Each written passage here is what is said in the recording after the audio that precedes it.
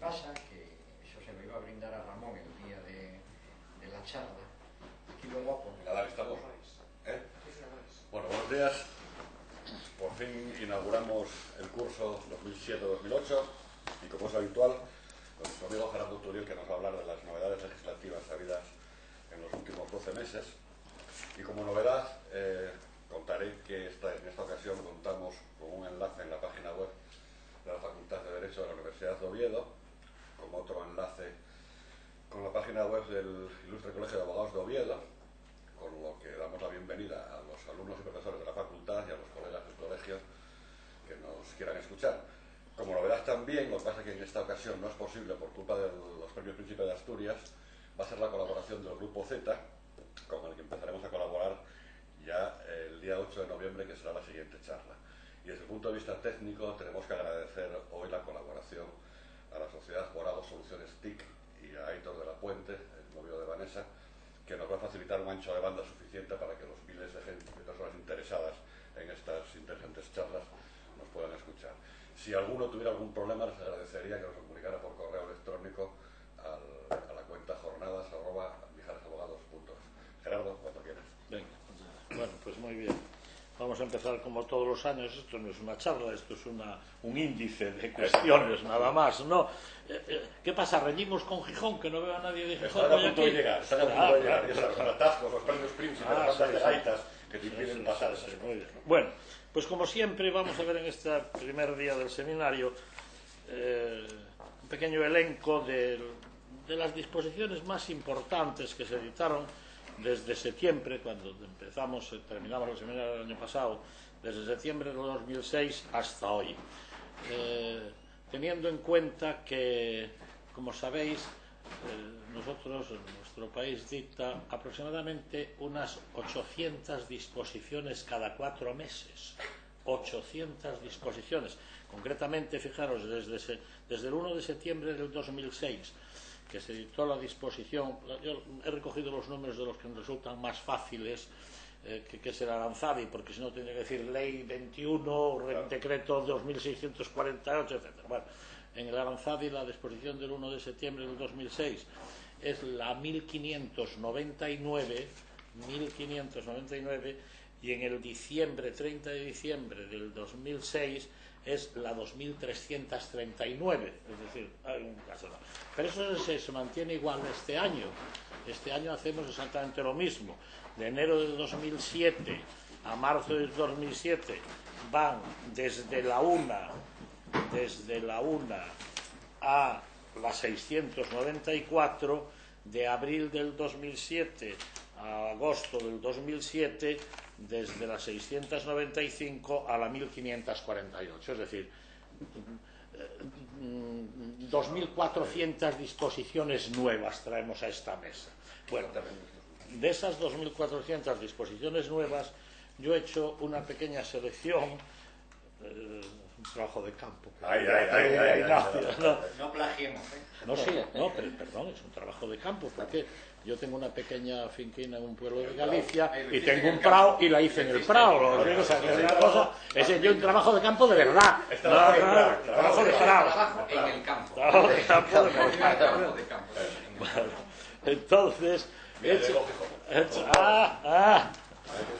Oye, Gerardo, solo una interrupción para saber, cuando hablas de disposiciones, leyes... Todas, de todo tipo. He hecho todas las que tengan carácter normativo, todas las disposiciones que ven en el boletín, que de muchas cosas, resoluciones de concursos, de no sé qué tal, no, las de carácter normativo. Incluso he tomado alguna resolución, por ejemplo, veréis que he incluido aquí 2 resoluciones de la Dirección General de Registros y Notariado, porque diríamos dan alguna instrucción que tiene también un cierto carácter normativo. Bueno, sería más discutible desde el punto de vista teórico, pero para un abogado, ¿qué es lo que tengo que aplicar a esto? Porque si no, no me van a inscribir. Dejemos de historias. Es decir, he cogido aquí lo que a nosotros nos interesa en los despachos.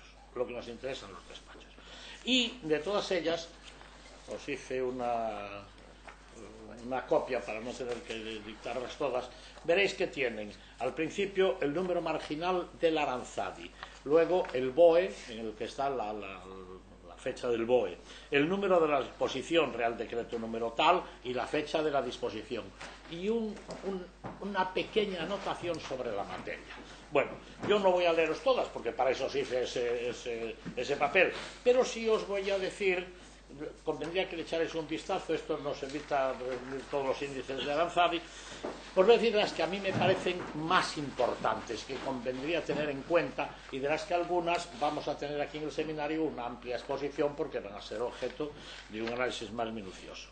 Empezando por la primera, que es la 1652 del 30 del 8, es decir, del 30 de agosto del año pasado, tiene un cierto interés práctico, vuelvo a decir, porque es la que recoge una pequeña normativa, pero interesante, de carácter de trámite procedimental para la inscripción de las adopciones internacionales. Este era un tema que estaba confuso y que cada uno hacía lo que quería, y ahora dice, mire usted, una adopción internacional se inscribe así y tiene usted que traer estos papeles y en estos plazos.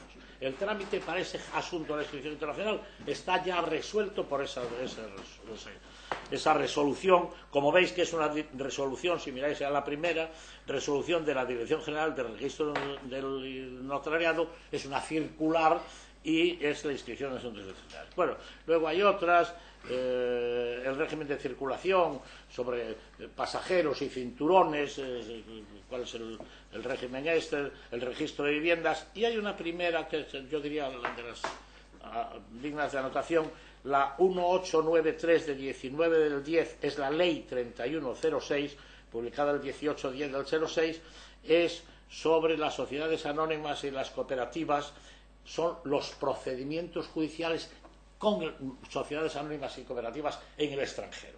Esto es importante porque cada vez estamos más metidos en el mundo del tráfico internacional, y ahí está todo este régimen de regulación de procedimientos judiciales para con los trabajadores, no de las empresas, ese es otro asunto, para con los trabajadores. Bueno, hay una también, 1894, que yo la incluí aquí porque puede tener interés para los que llevéis derecho urbanístico o derecho derecho civil, incluso de responsabilidad en la construcción, que regula el régimen de los subcontratos en la construcción. Veréis que más adelante hay una modificación este año que vuelve a modificar esa pequeña ley, pero eso es importante porque aparece una cosa que daba mucha lata cuando se hacía la responsabilidad civil, se litigaba por la responsabilidad civil por daños en general e incluso por problemas penales, accidentes de los trabajadores, etcétera. Decían, no, este no es un trabajador mío, esto es una subcontrata, que no sé qué. Bueno, pues esto está ahora empezando a clarificarse con este régimen especial que regula, es una ley, ley 3206 de 18 de octubre, que regula el régimen de las subcontratas en la construcción. Luego viene una de aguas, el acceso a los abogados y procuradores también, relación laboral de los abogados.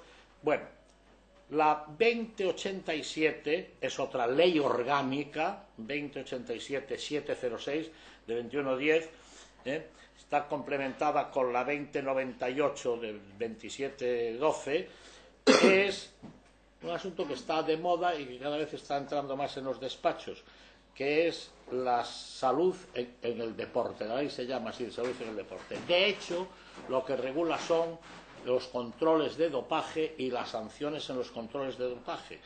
Y establece un nuevo artículo, esto es importante, es el 361 bis del Código Penal.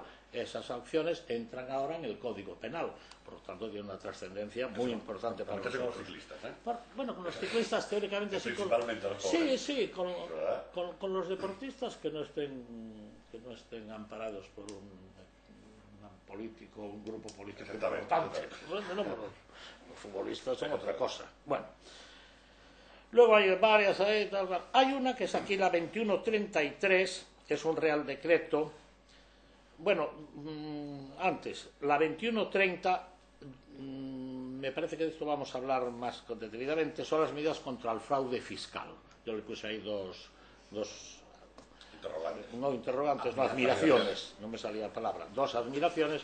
Esto vamos a hablarlo más intensamente porque eso tiene mucho interés. Y la 2133 es una ley, un real decreto, el 1332, referido a las RLL, es decir, sociedades de responsabilidad limitada. Sociedades de responsabilidad limitada que está en relación con un nuevo sistema puramente de trámite y puramente organizativo, pero muy importante, de la constitución impuesta en marcha de las sociedades de sociedad limitada a través de los sistemas electrónicos, y regula en lo que ella llama el documento único electrónico para las sociedades limitadas. Las sociedades de responsabilidad limitada tienen ahora disponen de un documento único electrónico y toda la regulación de su constitución, etcétera, va a través de ese régimen. Los que andáis con sociedades, supongo que tendrá eso importancia, ahí lo tenéis. Bueno, luego hay 2 importantísimas. La 2152, puse la 2152 y la 2152, sí, bueno, es que es la misma, es que la había puesto en dos líneas y la puse para abajo, que es la Ley Orgánica 806. Bueno, este es otro ejemplo, otro de los múltiples ejemplos de cómo cuando se legisla movido por un acto que ocurre, de pronto un menor comete un robo, lo mata a la madre de no sé quién, y entonces se legisla inmediatamente sobre la legislación del menor. Y la legislación del menor, como sabéis, en 1 año y 11 meses que lleva de vigencia, la hemos modificado 9 veces. 9 veces, lo cual tiene. Y esta es la novena. Hemos dictado otra ley, la ley 806, de la responsabilidad penal de los menores. Es sorprendente, la ley lo dice en su preámbulo, dice: es necesario dictar esta disposición por el aumento de delitos de los menores que se producen de los menores. Entonces, como hay una cosa, bueno. Entonces la ley trata de, yo creo que esto deberíamos hacer una sesión especial para que un fiscal o uno fiscal de menores o algo, o tal y cual. Yo de todas maneras os puse aquí un índice de lo más importante. Proporción entre hecho y sanción es importantísimo. Esta proporción entre lo que hace el menor y la sanción queda ya claramente por disposición legal a la discrecionalidad del juez. Es el juez el que discrecionalmente ha de regular la posición. No está ni siquiera tasada como estaba en la norma anterior del año pasado. Ahora está muy discrecional. La arbitrariedad, quieres decir, ¿no? Discrecionalidad, sí, los jueces nunca son arbitrarios. Son siempre discrecionales, con una corbata adecuada y tal. La discreción del juez está fuera de dudas.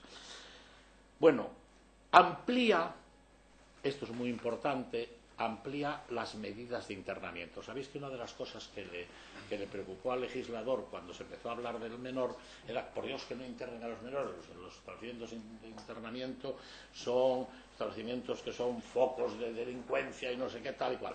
Y ahora pues resulta pues que parece que se han dado cuenta de que eso era demasiado flexible, y entonces ahora se amplían las posibilidades de internamiento del menor, se fijan nuevas edades de la responsabilidad del menor.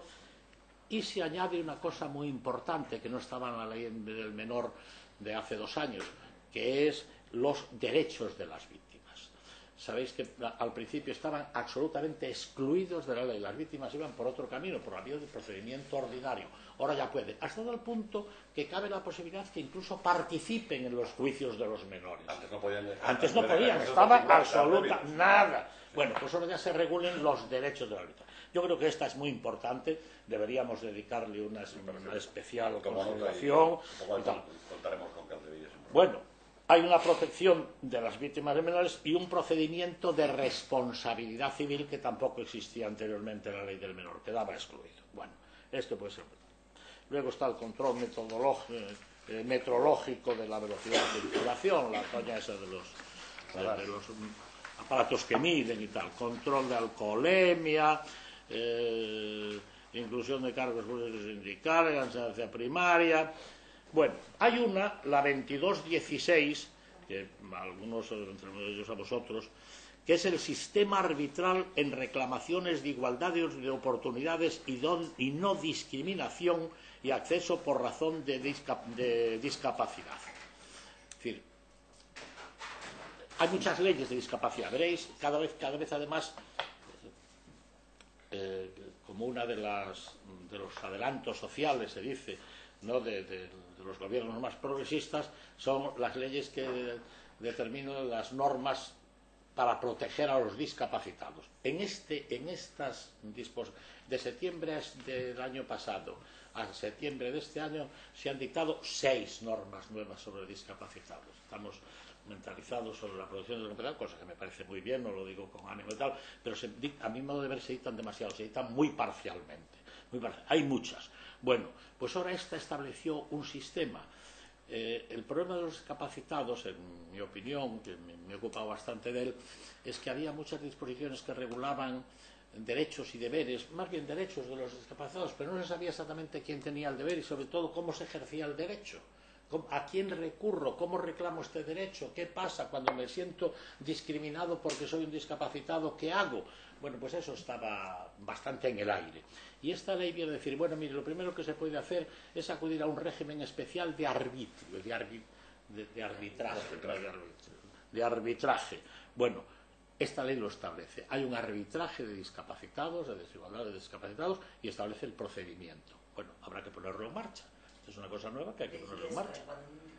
Cuando tú te consideras que por razón de tu discapacidad has sido discriminado. ¿Por un funcionario o por lo que sea? Por lo que sea. En un sanatorio, en un abogado. Que metes una demanda arbitral. Claro, y entonces es un régimen de procedimiento arbitral. No, hasta ahora tenías que ir, generalmente era con la administración y se iba a un contencioso. Bueno, jamás se llegaba porque el discapacitado aburría, lógicamente. Nosotros intentamos poner 2 o 3. Bueno, la verdad es que la administración, también tengo que decir que cuando pusimos primero el recurso, etcétera, la administración respondió, diríamos, bastante bien. Bueno, vamos a ver si lo arreglamos, dijo la administración, y normalmente lo arreglamos. Pero era, pues eso, tú y yo hablamos y yo te conozco y no sé qué, y a ver cómo lo hacemos. Ahora no, ahora ya hay un régimen especial y el régimen es, yo pienso que puede ser bueno, que es más, estamos tendiendo cada vez más, ¿no?, el sistema de arbitraje, es un régimen de arbitraje en reclamación de sucesiones. Vuelvo a decir, es un Real Decreto del 1417, de 13 de diciembre. Claro. Luego recogí una. A mí no me interesa, pero supongo que a muchos de los que están aquí les interesa, que es la 2218 sobre la regulación del jamón ibérico. Hombre, es bastante importante, lo puse ahí porque me parecía que podía ser interesante. Además, ahora que va a China, pues imagínate, ¿no? Fijaros que será importante que hoy recibí un correo de Emilio Muñiz, el título es La bandera de consenso, ahora que se está hablando de la bandera, la energía y tal y cual, y aparece una foto en la que un cuchillo a guisa de mástil, y a la parte de arriba del cuchillo una loncha de jamón ibérico, rojo, entreverado, rojo. O sea, la bandera de consenso, ya te digo que fíjate si es importante. Bueno, luego hay otra que yo creo que puede dar juego a la larga. Nunca he llegado... la verdad es que muchas veces nosotros, la sociedad en general y los abogados en general, pues metidos con otra mentalidad en ese asunto, abandonamos mucho el terreno de lo que podríamos llamar aspectos de las reclamaciones por el mal funcionamiento de los servicios públicos. Hablamos poquísimo, eso no se reclama casi nunca. Yo recuerdo cuando se empezó, no, es que una señora reclamó porque había metido un pie en una alcantarilla. Pues vaya con cuidado. Bueno, ahora ya todo el mundo dice, pues que le pague el ayuntamiento. Bueno, en ese sistema de controlar al servicio público se editó en su día la Ley 2806 de 18 de julio, que es la número 2006, sobre las políticas públicas y calidad de servicios, que ya hay que decir para decir eso, es una ley bastante ambigua, entre paréntesis, es una ley bastante ambigua y tal cual. Pero ahora, a través del decreto 1418, que tiene el número 2219 de los que tenemos aquí, se crea una agencia estatal para esa evaluación. Ahora creamos agencias estatales para todo eso, es bonito, porque eso es trabajo para mucha gente y tal, pero se crea la agencia estatal para la evaluación. A mí me parece que eso puede dar juego. Eso puede dar juego porque ahí el control y la averiguación de la calidad del servicio que te presta la administración pública puede dar juego. Sí, ahí está. Ya sabes que, por ejemplo, aquí en Asturias, la Tesorería de la Seguridad Social tiene implantado el sistema de calidad, Sí. de la misma manera que nosotros, o que la empresa privada, o sea, que es otra forma de verlo, ¿no? Sí, sí, pero yo creo que es un Están poco certificados interior en para calidad, ellos, sí, sí, pero frente al público. ya, pero eso lo hacen ellos, ahora esto... Lo hacen ellos como claro, en su momento, claro, sí, claro. sí. Yo creo que esto es un campo que No, mañana va a dar desde juego. luego, la administración Que tiene que ir mañana al va a tema de dar la calidad, juego. sin duda. El hecho de que se haya creado la agencia para la evaluación del servicio público, de la calidad del servicio, etcétera, bueno, pues ahí está. Vamos a tirar por ahí a ver qué pasa. ¿Cómo se combinará eso con el dictamen del Consejo de Estado? ¿Qué sé yo? ¿Qué sé yo? ¿Qué sé yo? ¿Qué sé yo? No sé. Yo... No, son parecidas.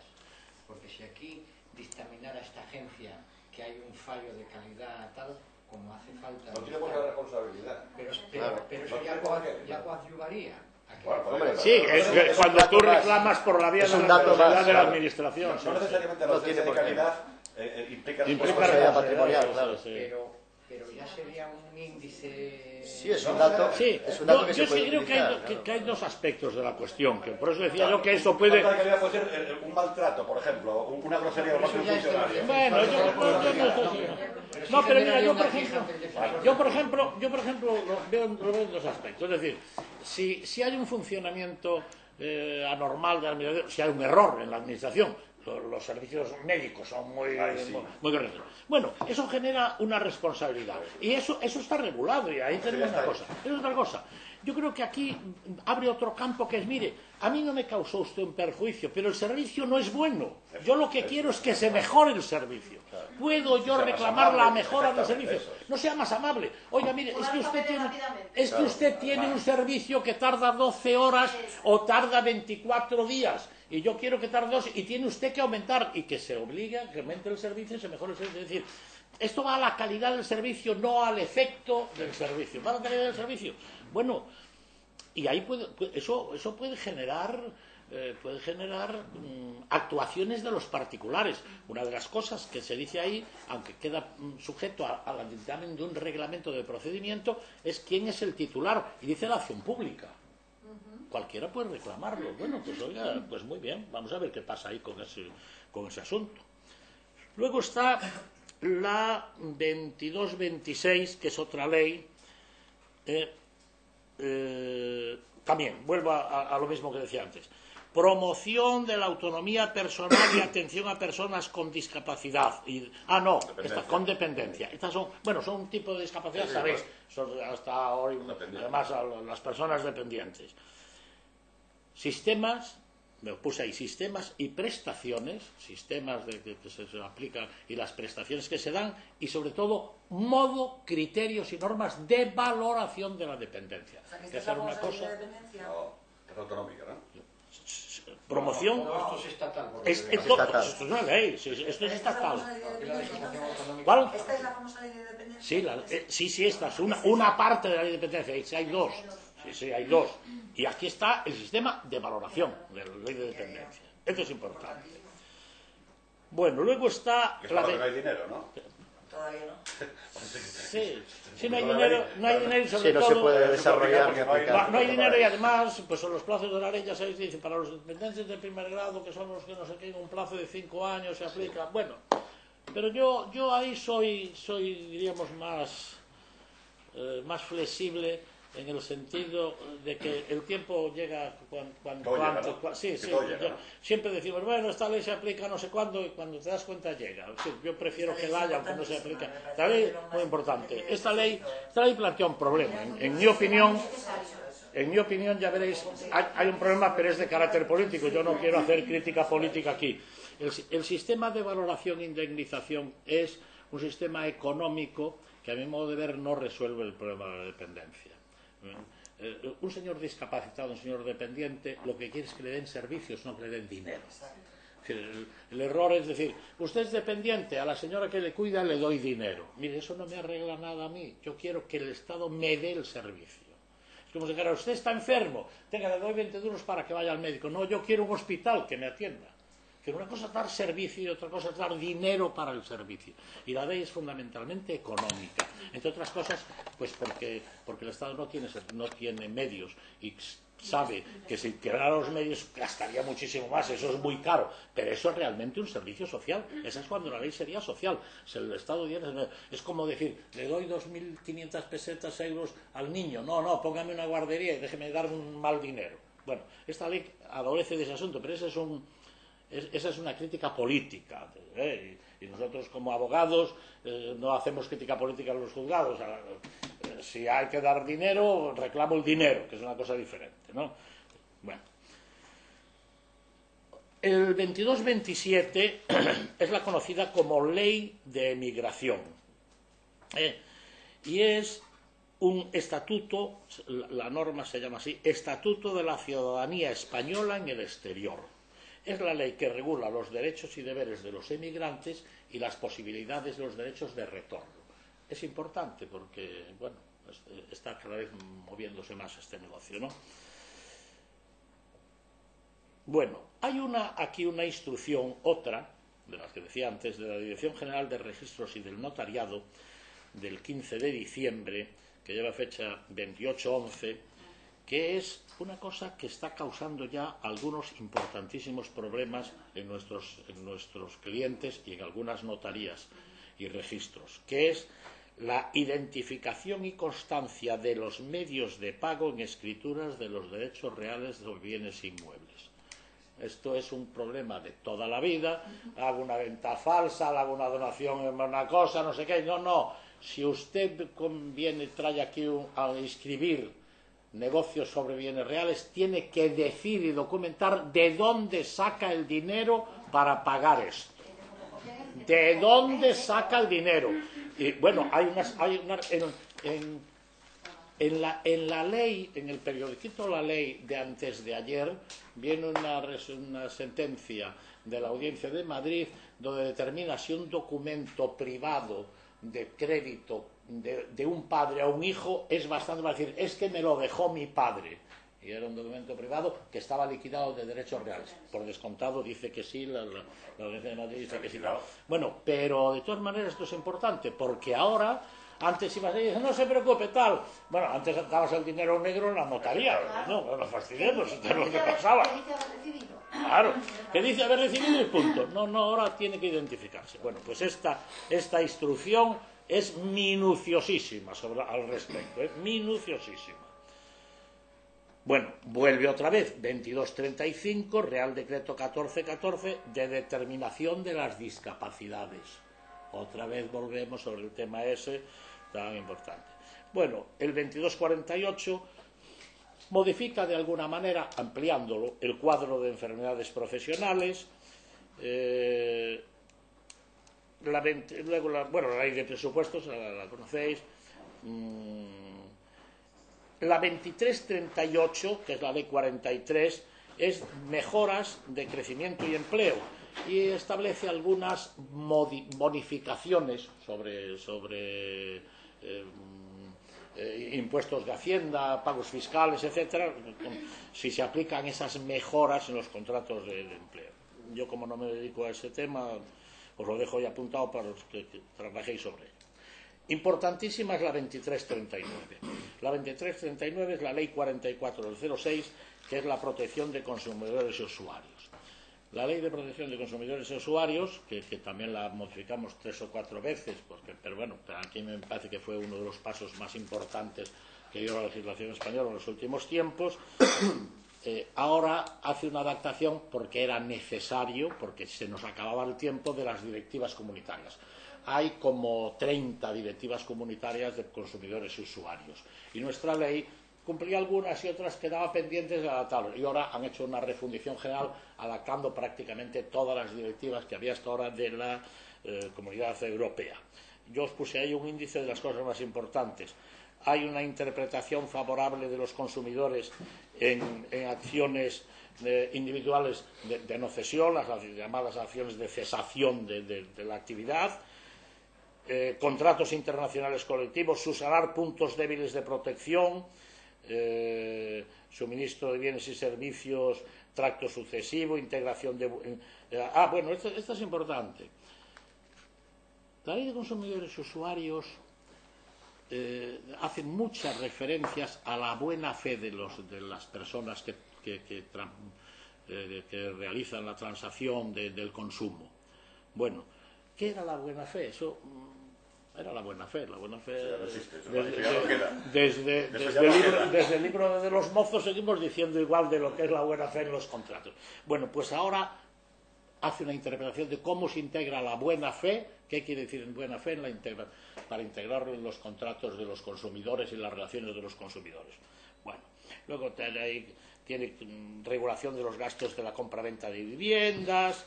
Bien, ahí tenéis una cosa. Pienso que también debería ser una de las normas que tendríamos que traer a un experto en consumo y hacerlo tal.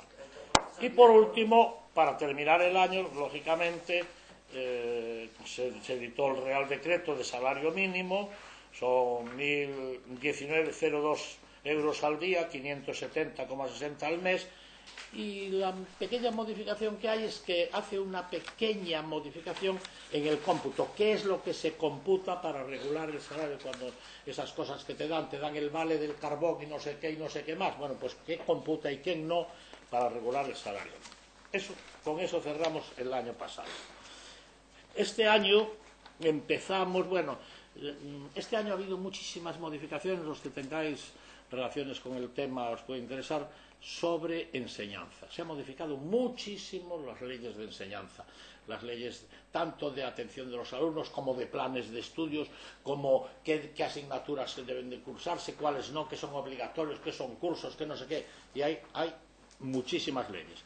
Empieza el año precisamente regalando el segundo ciclo de la enseñanza infantil, cuáles son los derechos y los deberes de la enseñanza infantil, qué se enseña en las escuelas, leyes de enseñanza y la tira de ellas. He recogido ahí algunas de las. Otra, la de educación secundaria obligatoria. Bueno, hay una derogación, es una norma, es el Real Decreto 1 del 07, de 12 de enero, que apunta a un asunto que estuvo muy controvertido en la prensa, que era la ley del tabaco. La ley del tabaco tenía una disposición transitoria que era complicadísima, de plazos, de tal y tal. Bueno, se entiende que era contraria a la aplicación de la disposición de la directiva de la Comunidad Europea, y lo que hizo el Estado en lugar de aplicarla fue derogar la transitoria, esa famosa de disposición tan controvertida ley del tabaco. Por este Real Decreto se derogó la transitoria. Van a dictar otra aplicada a la comunidad, pero de momento no se dictó. Es importante la 265 que recojo aquí, que es una resolución que regula criterios para la valoración de los daños en accidentes. Los que llevéis temas de ese asunto, la que renueva todos los años. Ahí, la General de Seguros. Eso es los que andáis ahí. La ley 307, que es la 524 de 15 de marzo, puede también ser importante para los despachos. Es una modificación del registro civil relativa a la rectificación del sexo de las personas, que también causaba unos problemas grandes. Unos jueces aceptaban la rectificación, otros no sé qué, tal y cual y tal y tal. Bueno, pues esta ley lo regula ya de una manera, sobre todo en tres cosas: quién está legitimado para pedirlos, cuáles son los efectos y cuál es el procedimiento para pedir la rectificación del registro. El tema que era controvertido ha quedado resuelto aquí. La 526 es el de las llamadas sociedades familiares. Sabéis que se había creado tal cual. Bueno, pues el protocolo de las sociedades familiares requería una serie de formalidades que no estaban regulados, y ahora ya está. Cómo se hace su publicidad, cuál es el registro, cuáles son los pactos entre los socios, etcétera, etcétera. Hay que registrarlos, por respetado, si no tienen validez, etcétera. Bueno, está ahí en el Real Decreto eso. El de las sociedades profesionales también la vamos a dedicar en su día una cosa, así que... Ya la dedicamos. La dedicamos al final del año pasado, es verdad. El año pasado, es verdad. Bueno, luego hay una ley orgánica 307. Hay que leerla con calma. Es de esas leyes que yo creo que van a requerir a lo largo de su desarrollo un cúmulo de nuevas normativas reglamentarias, de instrucciones, etcétera, porque es la llamada Ley de Igualdad del Hombre y la Mujer. Mujer y hombre. Monta tanto monta. Ley orgánica 322 de marzo para la igualdad efectiva de mujeres y hombres. Si son iguales. Primero mujer y luego hombre. No, primero no. No, la redacción es así, a propósito.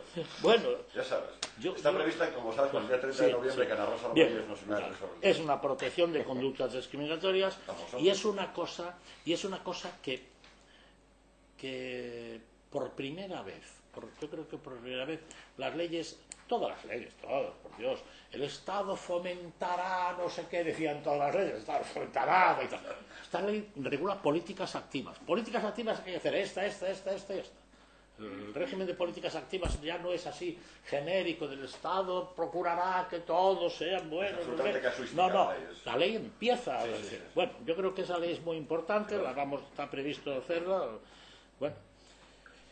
Luego hay un Real Decreto, que es el decreto, el número 600 de la avanzada, el decreto 393 de 23 de marzo, sobre protección civil, y hay determinados centros, determinados sitios que con la ley de protección civil del año Catapum se señala como peligrosos. Bueno, pues desde gasolineras hasta centros donde se trabaja con materias inflamables. Bueno, pues entonces aquí, y esto es importante para los que llevéis materias de empresas, etcétera, regula medidas específicas que tienen que tomar esos centros peligrosos para adaptarse a la nueva disposición de protección civil, las normas básicas de protección civil en centros peligrosos. Tiene una larga lista de nombres y de normas, ahí está. Elabora planes y dice medidas concretas que hay que tomar. El 602 es otra de discapacidad. Como veis, la discapacidad está nuevamente. Medidas de accesibilidad a oficinas de la Administración, obligando ya a tomar medidas, cómo tiene que ser la señalización, por dónde tienen que ir las escaleras y las rampas, no sé qué, tal y cual y tal. Bueno. Y hay otra ley que puede ser interesante para los que de alguna manera intervienen cuando aparecen los procesos electorales, que es que se modifica el régimen y el procedimiento para nombrar interventores de mesa. Eso era algo que estaba regulado, pero un poco en el aire, tanto en la Ley General Electoral como la normativa que salió luego para regular los distintos procesos. Los interventores, a saber que son fundamentalmente gente que manda los partidos, etcétera, pues era una figura que andaba por allí y no se sabía exactamente cuáles eran, cómo se nombran y qué hacen. Bueno, pues el procedimiento de nombramiento de interventores y los derechos que tienen los interventores nombrados ha sido ahora resuelto por, fijaros bien, una instrucción de la Junta Electoral Central. No es una norma, es una instrucción que dice, mire, acabemos con ese problema de qué son y qué sirven los interventores. Está ahí, es de 22 de marzo. En abril se dicta una ley importante, la 4 de este año, de 3 de abril, de las sociedades públicas. Esta ley yo creo que va a ser un follón. Pero bueno,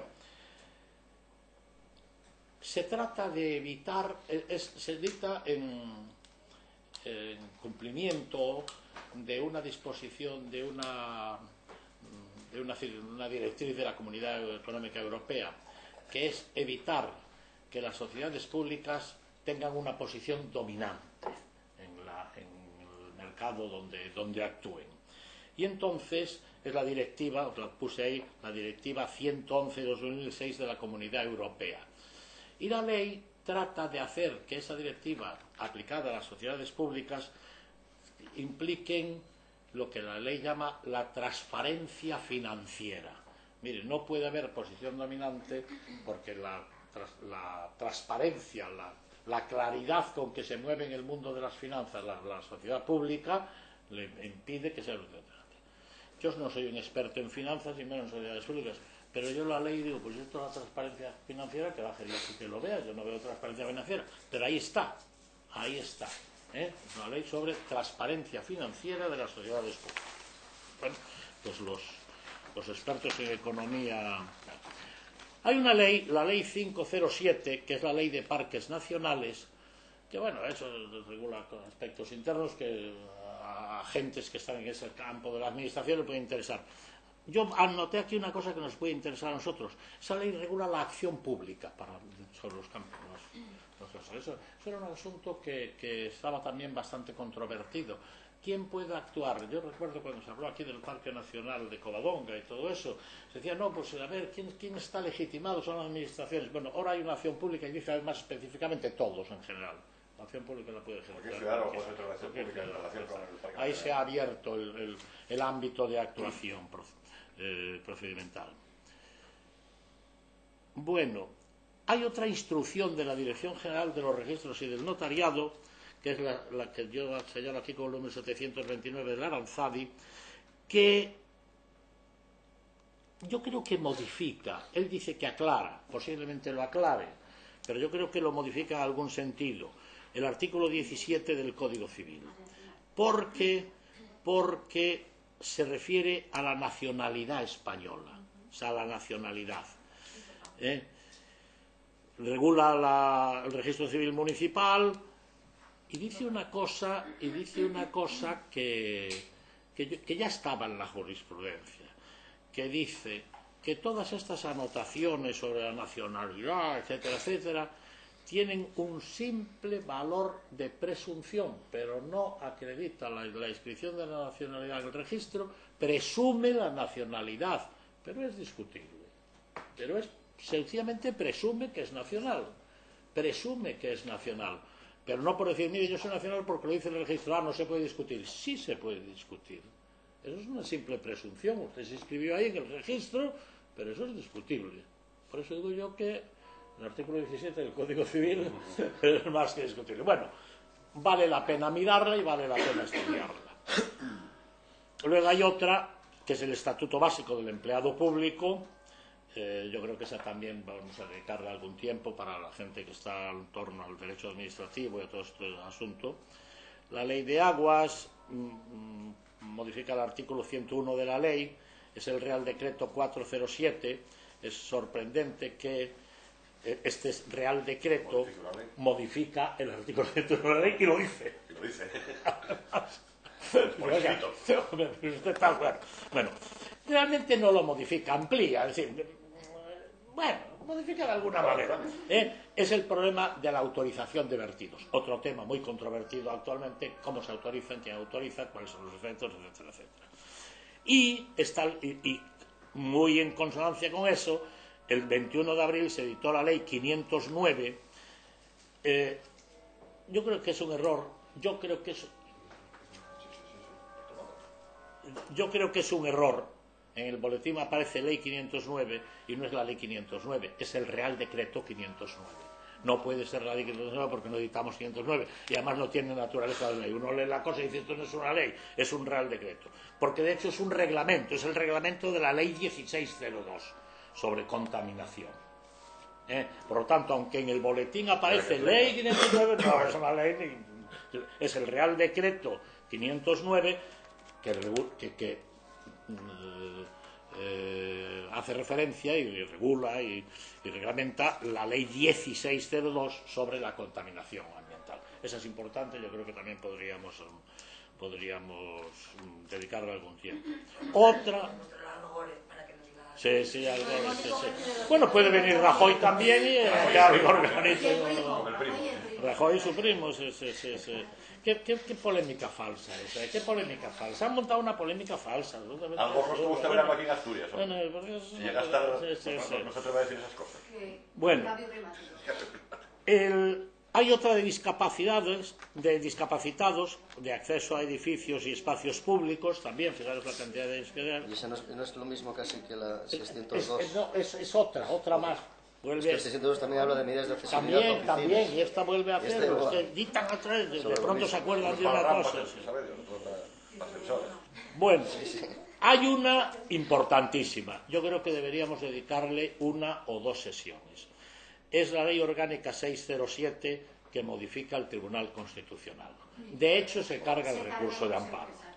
De hecho, lo que pasa es se carga el recurso de amparo. El recurso de amparo, pues, está ahora tan encajonado en una cosa que no hay manera de hacer. Bueno, ya ahora venían inadmitiendo el recurso. Bueno, pues ahora ya prácticamente regula además la admisión del recurso de amparo. Hombre, se habla que el recurso de amparo va a acabar yendo al Tribunal Supremo, ¿no? Claro, no, pero verás, el problema de esto, yo no sé si el recurso de amparo es bueno que va al Tribunal Supremo, yo creo que no. O al Tribunal Superior de Justicia. Yo creo que no. ¿No? Pero ¿por qué va? No por una razón de la naturaleza de la materia del recurso de amparo o de la propia naturaleza del procedimiento, sino porque, como tengo tantos, hazlo tú. Eso no es una razón. Eso no puede ser una razón. Y la razón que da la ley es eso. Dice, se ha sobrepasado el recurso de amparo. Ya hemos intentado cortarlo no admitiéndolos, lo cual era mucha coña. Ya, como tengo muchos, no se lo admito lo suyo, que no tengo tiempo. Y ahora, aunque se lo admita, que verdaderamente tengo que admitírselo, no lo puedo fallar yo, sino que lo falla este. Mire, eso es un tinglado. Pero de hecho, bueno, eso es. La dinámica del recurso de amparo ha llevado a que ha habido esta modificación, la Ley Orgánica 607. Bueno, se habla incluso que los tribunales ordinarios puedan incluso dictar sentencias en la revisión de la nulidad de los actos procesales que puedan vulnerar derechos fundamentales. Lo cual es el tribunal ordinario, que es el que vulnera el derecho fundamental, luego va a interferir nosotros. Bueno, este tinglado a mí me parece importantísimo. Y además va a dar muchísimo juego en los próximos años. Yo creo que ahí me parece que lo tenemos también para la cosa. Hay otra ley importantísima y además aquí en materia de Asturias también tendremos que meterlo con la ley de Asturias, que es la ley 808, la ley del suelo. La ley del suelo ha sufrido una importantísima modificación porque de las miles de clasificaciones que hicimos de la ley del suelo, porque desde la ley del año 54 ya hemos hecho ya no sé cuántas clasificaciones, ahora estamos jugando con suelo urbanizado, consolidado y no consolidado. Bueno, si uno lee y os invito a leer en la revista Economics and Juris, que me parece que vosotros tenéis bien un artículo interesante sobre este tema, muy interesante. Si uno lee los artículos que se han publicado sobre este tema, y hay uno aquí que os he traído también, si tenéis oportunidad de leerlo, es el del periódico La Ley de 26 de septiembre del 2007. Si uno lee estos artículos, parten de la base de que la nueva ley suprime el llamado suelo urbanizado consolidado y suelo urbanizado no consolidado. Y en mi opinión no lo suprime, lo que pasa es que le llama de otra manera, que es distinto. Sin llamárselo. Porque lo que pasa es que dice, el suelo es urbanizado, no hay ni consolidado ni consolidado. Pero cuando suceden estas cosas, se tienen estos derechos. Y cuando suceden estas, se tienen estos otros. Cuando suceden estas cosas, estos son los deberes, fundamentalmente, de cesión de terrenos. Y cuando suceden ese, se tienen otros deberes, fundamentalmente otra cesión. Bueno, eso le llamamos antes consolidado y no consolidado. Ahora le llaman de esa manera, pero con unas circunstancias, que si hay viales, que si no sé qué, tal, es consolidado o no. Y sobre todo, la ley actúa con visión un poco de urbanización de futuro.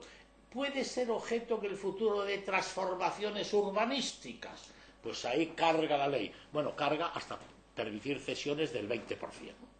Que eso es lo que... Es decir, la ley en el fondo es acaparadora, como todas estas leyes que de alguna manera tienden al control de la administración del suelo. Y entonces lo que regula fundamentalmente son las cesiones del suelo. Las cesiones del suelo. A mí me parece que esto es muy importante y además dice otra cosa, que a mi modo de ver va a ser un objeto de graves inconvenientes. Lo dice, yo no sé si llamarle a eso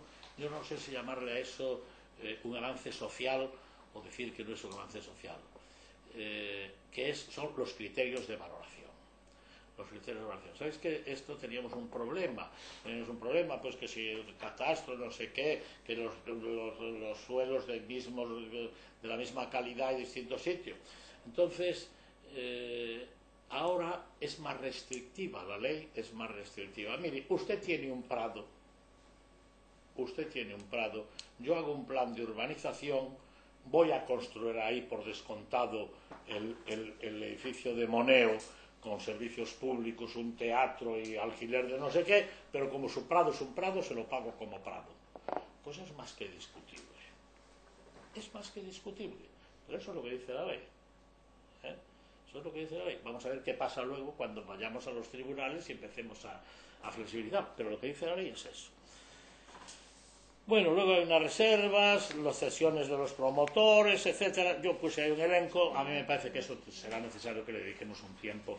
Los urbanistas, en principio está previsto que claro, los urbanistas que vengan aquí, que nos hagan. De todas maneras, ya os digo, si tenéis oportunidad de leer este artículo, es de gran interés sobre el tema. Bueno, luego hay el Real Decreto 660, que es el número 1076 de nuestra lista, que regula el acceso al registro central. Es una modificación de la violencia, las inscripciones que se hacen en el registro central de violencia de género. Las conocéis porque ya estaban conocidas por el decreto del 2004, me parece que era. Bueno, y ahora se modifica ahí cómo se accede los expedientes de la policía, etcétera, etcétera. Bueno, está ahí modificado.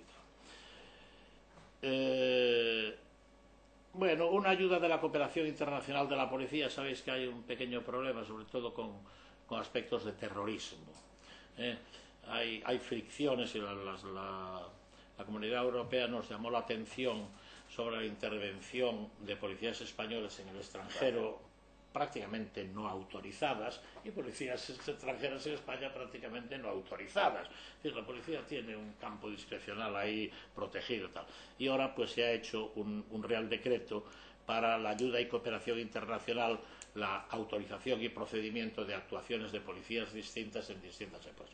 Me temo que sea puramente formal porque eso funciona por otras vías. Eso va como detuvieron a Ben Barca en su día. No fastidiemos, la policía no se rige por estas cosas. Bueno. Luego está la otra ley importante, la ley 1007.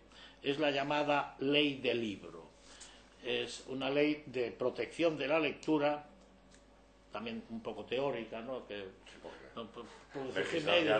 pero lea usted, pues bueno, bien, pero da facilidades para leer, pero sobre todo modifica muchísimo la vieja ley del libro, que había quedado muy arrumbada, en materia de derechos y deberes del editor, del autor, del distribuidor, etcétera. La vieja ley del libro que ya daba con cientos de parches, ahora queda reformada aquí. Nada nuevo que no conociéramos por la actuación de los tribunales, pero ahora ya se regula desde el punto de vista legal, derechos y deberes del régimen jurídico. Y luego yo no sé si como digo, legislamos siempre a golpe de un supuesto. Paradójicamente aparece un artículo nuevo que no estaba en las viejas leyes de disposición: el que robare un mapa de las bibliotecas y se lo lleve a Argentina. Bueno, pues entonces aparece nuevamente pues las sanciones de los hurtos en las bibliotecas y tal. Bueno, ahí está. Es importante y a mí me parece que no está mal la ley, es una ley bastante bien hecha. Vuelvo a decir que no dice muchas cosas nuevas que no conociéramos, sobre todo por la jurisprudencia de los tribunales en materia de derechos de editor, distribuidor, autor, etcétera. Pero ahora está lleno de... Luego hay otra ley que los que andáis en el mundo del servicio, de la administración y del servicio público, pues os será de gran interés, que es la ley 1107, que es el acceso electrónico a los servicios públicos. Yo, como eso de la electrónica me da mucho miedo, pues no estoy muy seguro. Pero bien, pero ahí está. Yo creo que eso sí, eso es importante y habrá que saber. Porque habla del derecho de los administrados a acceder a la administración. Por vía electrónica. Sí, derecho administrado. No de la administración. No. Ni obligación del administrador. De tener los servicios, claro. Está muy desarrollado. Eso, bueno, pero eso los expertos de eso... Bueno, y luego hay una ley que veremos más adelante, que viene también ampliada porque es otra ley muy importante, que es la ley 1307 de 3 de julio de los seguros privados. Modifica la ley del seguro, la ley del 2004, y se refiere fundamentalmente esta modificación a los reaseguros. Es muy importante para los riesgos de grandes catástrofes y de grandes accidentes, sobre todo en el extranjero. Luego veremos que hay otra modificación importante de la que hablaré enseguida. El 4 de julio se dicta una ley, la Ley 1507, que es de defensa de la competencia. Es, en el fondo, la aplicación de las directivas de las comunidades europeas, que ya en nuestra anterior ley de competencia diría en un plazo de 5 años tendrá que aplicarse, pues es lo que es, la aplicación de las directivas de las comunidades europeas a nuestra ley de competencia. Pero es también una ley importante,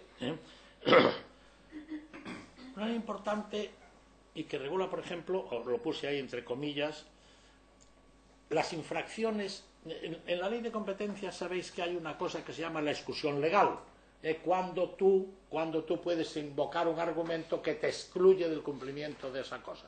Bueno, pues esta exclusión legal de la que se hacía ahora uso permanentemente ha quedado restringida.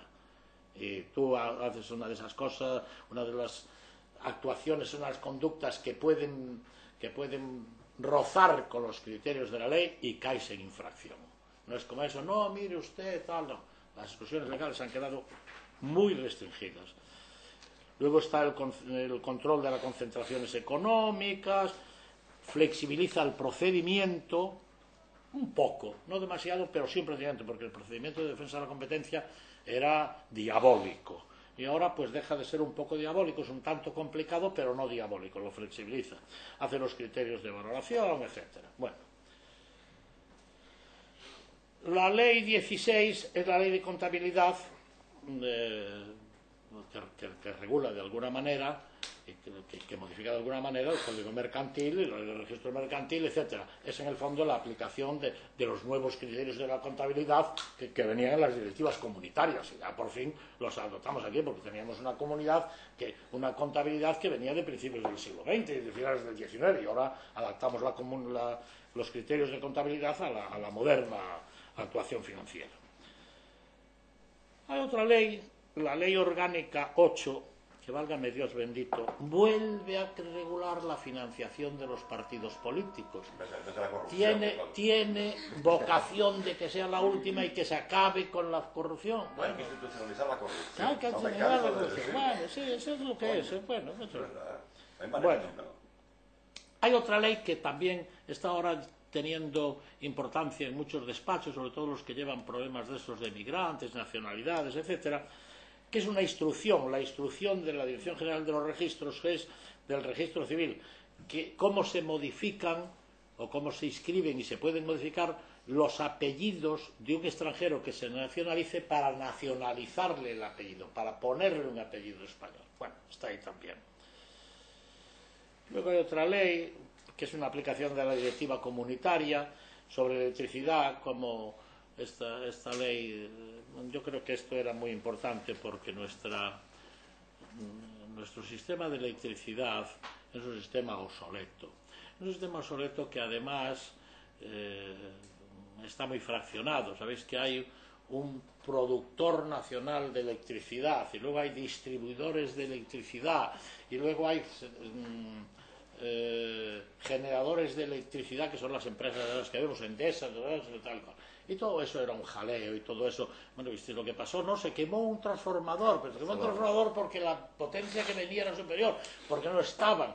Es sorprendente. Entonces, fijaros, hace muchos años, pues yo calculo que unos 15, ya me he perdido la cuenta de ellos, o puede que incluso 20, sucedió un problema gordo en Madrid, no sé si os acordáis, y entonces se aprobó por el Consejo de Ministros una sobretasa en los recibos de la luz para que las empresas eléctricas actualizaran en el plazo de 10 años sus instalaciones. Dicen, no, es que ese transformador que se quemó en Alcalá es un transformador que tenía 90 años y claro, hay que actualizarlo, pero no puede ser. Bueno, las empresas cobraron, fue una cosa, y no se cambió ningún transformador, ni uno solo. No se modificó ni una sola de las instalaciones. Bueno, pues ahora se ha dictado una disposición diciendo, mira, hay ya un plazo para hacerlo y tiene que hacer eso, tal. Bueno, es esa, la ley 1707. La ley 18 es de la Seguridad Social, sobre los autónomos. Yo de eso no sé nada, no tengo ni idea de quiénes son autónomos. Estoy casado, no he sido autónomo en mi vida. Yo ya lo soy. Ya me hice autónomo. Bueno. Este año. Bueno, la ley 19, que la tenemos aquí con el número 1353, es contra la violencia, el racismo y la intolerancia en el deporte. Bueno, pues es una amplia ley, sí, pues eso, que no se puede tal, cuando sale el negro. A Samuel Eto'o. Sí. Tiene para los despachos una cierta importancia, que es, determina ya definitivamente cuál es el procedimiento para reclamar y quién es el competente, que es la autoridad gubernativa, claramente. Antes había discusión si eso era un problema administrativo o se podría ir a los tribunales. Ahora es claramente administrativo, es la autoridad administrativa y por lo tanto es el contencioso si llegará el momento de que tal. Lo dice claramente la competencia, dice las sanciones, etcétera. Bueno, con ocasión del asunto este de trabajadores autónomos se dictó otra ley, la ley 2007, que es el Estatuto del Trabajador Autónomo. Bien.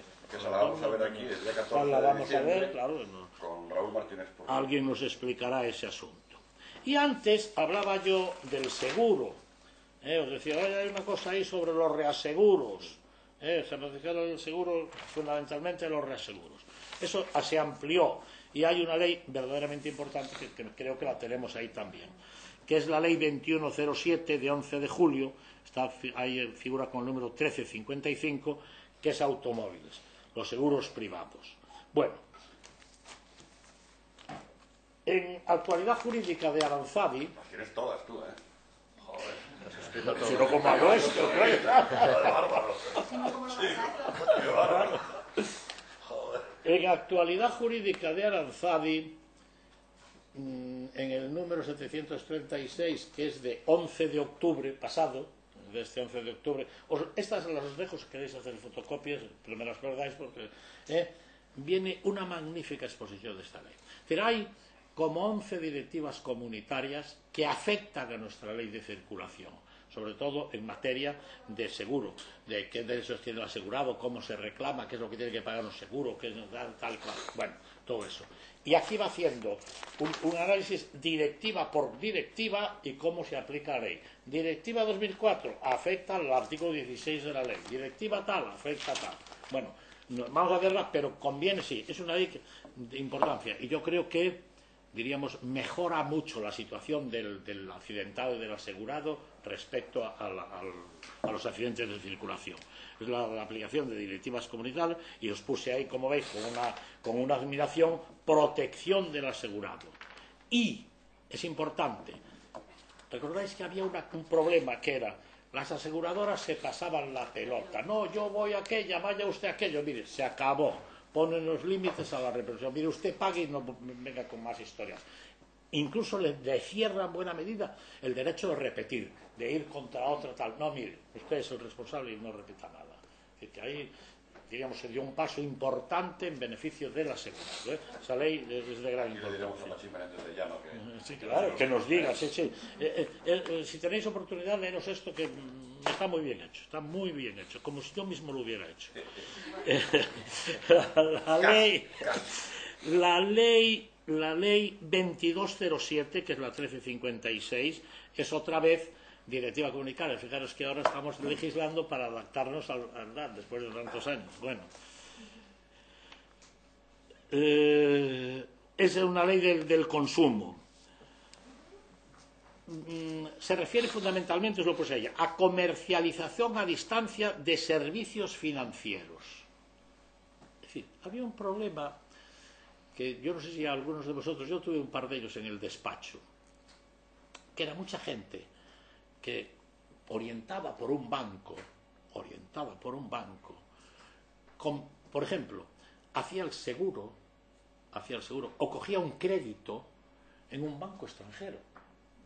Que no, yo quiero un crédito para la vivienda, pero no lo voy a pedir en un banco de aquí, que lo quiero en dólares, en no sé dónde, a distancia, y me lo manda el Barclays no sé qué de Bruselas y tal y cual. Bueno, eso creaba unos problemas impresionantes. Entre otras cosas porque porque tú no sabías exactamente cuáles eran ni tus derechos ni deberes, ni sabías qué pasaba con ese banco, cuál era la reglamentación, cuando ese banco te subía los intereses, qué aplicabas, la norma española, no sé. Bueno, eso viene ahora regulado. Todo el régimen de negocios, del régimen financiero, de todo tipo de pólizas, de seguros, de créditos, etcétera, la ley le llama de comercialización a distancia, queda ahora regulado. Termina ese problema. A mí, teniendo en cuenta que teóricamente los bancos hoy ya no tienen nacionalidad, los bancos ya son, no se sabe de quién exactamente, ¿no? Todos los bancos. ¿El Santander de quién es? ¿De Botín? Bueno, pues seguramente, pero si yo acabo de venir de Argentina, yo decía Banco Santander Río. Decía, ¿qué es esto? Dice, no, es que aquí se llama Río porque no sé, pues no sé. Bueno, me parece que... Bueno, en Inglaterra se llama Abbey.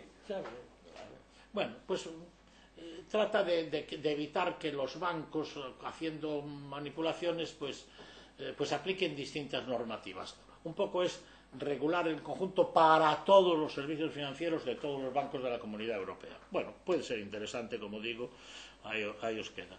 Luego vuelve a aparecer la ley de enseñanza primaria, enseñanza secundaria. Bueno, vuelve a aparecer otra vez una resolución, la resolución de 18 de julio, que es la número 1433, que habíamos hablado antes. Situaciones de dependencia, régimen de ayuda de las dependencias. Bueno, pues ahora regula el procedimiento para que te reconozcan la situación de dependencia. O sea, los que estén en dependencia tal, bueno, ¿y qué tengo que hacer para que me reconozcan eso? Eso no fue. Bueno, pues eso ya viene ahora aquí. En esta resolución de 18 de julio, vuelvo a decir que es el reconocimiento para reconocer el derecho de ser dependiente, de qué grado de dependencia tienes. Y en consecuencia, qué tipo de ayudas, qué derechos de ayudas te corresponde. Luego está la ley, la orden de 2444 de 31 de julio sobre las medidas contra el blanqueo de capitales. Afecta a los que llevéis a cuestiones de bancarias, etcétera, y de empresas. Yo ahí tengo poco que decir. Bueno, y hay otra instrucción importante, que es la de 28 de julio, que está en el boletín de 8 de agosto, que también ahora está muy de moda. En el despacho, el compañero Eladio, que lleva estos temas, le da unos quebraderos de cabeza tremenda, que es el sistema de tramitar la nacionalidad por razón de residencia. ¿Sabéis qué hay? Bueno, pues eso era un mare magnum impresionante. Bueno, pues ahora se regula específicamente en esta instrucción, fijaros bien en esta instrucción, cuál es el trámite. Mire, el trámite para la razón de residencia tal. Después de leerla, yo no soy un experto, Eladio fue el que la miró más, entiende que es restrictiva. El trámite restringe los derechos. Antes, mire usted, yo tengo tanto tiempo de residencia y estoy casado con una española y no sé qué, y patatín, pam. No, ahora con el trámite te van encajonando de una manera restrictiva. Pero es el trámite que hay que hacer, ¿eh? Por lo tanto, eso conviene tenerlo en cuenta. Y os había dicho, lo habíamos visto uno, de la subcontratación en el sector de la construcción. Bueno, ahora ha aparecido un nuevo Real Decreto que amplía aquel. Cuando yo terminé el asunto no estaba, por eso lo añadí aquí. O sea, el Real Decreto 1109 del 07, que amplía el régimen de subcontratación en la construcción. Con esto diríamos terminamos, pero yo quisiera también decir dos cosas. Primero, sabéis que en el Tribunal Supremo hay unos plenos que se llaman plenos no jurisdiccionales que resuelven cuestiones generalmente procesales, alguna vez sustantivas, pero raramente sustantivas, generalmente procesales, que se dicen como instrucciones del pleno no jurisdiccional o circular del pleno no jurisdiccional. Y hay una verdaderamente importante, que es la referida al principio acusatorio. Viene recogida toda la resolución del Supremo. En los asuntos de la ley son dos porque es muy larga e incluso comentada por un fiscal del Tribunal Supremo. en el fondo viene a decir, hay que potenciar el principio acusatorio y hay que potenciar, fijaros bien, aquí lo pone entre interrogaciones, hacia un reforzamiento del poder de acusar y del Ministerio Fiscal, dice el fiscal del Supremo que hace el artículo. Teóricamente eso es lo que pretende. ¿Es verdad lo que dice aquí? ¿Se refuerza así el Ministerio Fiscal o no? Él cree que es discutible, que eso no refuerza el Ministerio Fiscal. Pero con independencia de esa polémica, que la veis ahí, si queréis un día la charlamos aquí con los fiscales, lo que sí viene a decir es lo siguiente. Casos y circunstancias expresas y concretas en las que un tribunal puede dictar una sentencia que no sea congruente con el Ministerio Fiscal. Mire, si el Ministerio Fiscal acusa de esto, usted no me puede condenar a mí por esto otro. Aunque sea así. Y solo en algunos casos específicos, por razones de tal, podría hacerse. El principio acusatorio es el que rige, dice el Supremo. En el artículo 233, sí, bueno, claro, no, mire, si usted sigue con eso y tal. Entonces aquí pone algunos casos. Si el Ministerio Fiscal me acusa de apropiación indebida, pueden condenarme por robo o por estafa. Bueno, esto es lo que hay. Aquí esta instrucción, yo creo que eso es un tema muy bonito, es un tema muy bueno. Insisto, es un acuerdo del Pleno, no modifica ninguna ley, pero aquí está, podemos discutirlo, yo creo que es una cosa que podemos discutir también. Y luego hay otro que